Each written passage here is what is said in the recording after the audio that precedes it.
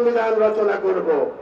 আজকে সংসদে বসে থেকে বাংলাদেশের জনগণের সাথে যদি আপনারা পায়তারা করেন, জনগণকে যদি খেল তামাশা করেন, তাহলে এই 24শে জুলাইয়ের শক্তি আবার একবার জাগ্রত হবে এবং আপনাদেরকেও এদেশ থেকে বিতাড়িত করতে বাধ্য করবে। আমি আপনাদেরকে হুঁশিয়ার করে দিতে চাই, এখনো সময় আছে।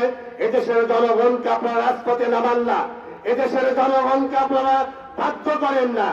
এদেশের জনগণ রক্ত দিতে জানে, এদেশের জনগণ সকল শক্তি প্রয়োগ করতে জানে, কিন্তু অন্যায়ের কাছে মাথা নত করতে রাজি নাই।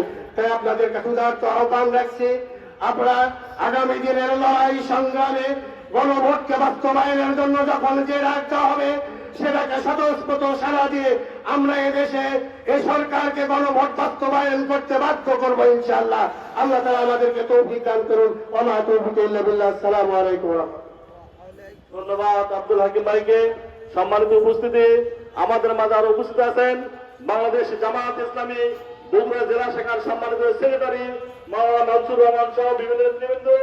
আমরা সময় সংকটের কারণে কথা বলার সুযোগ দিতে পারছি না বলে দুঃখ প্রকাশ করছি। সম্মানিত উপস্থিতি, এ পর্যায়ে আমাদের সামনে বক্তব্য রাখছেন জাতীয় নাগরিক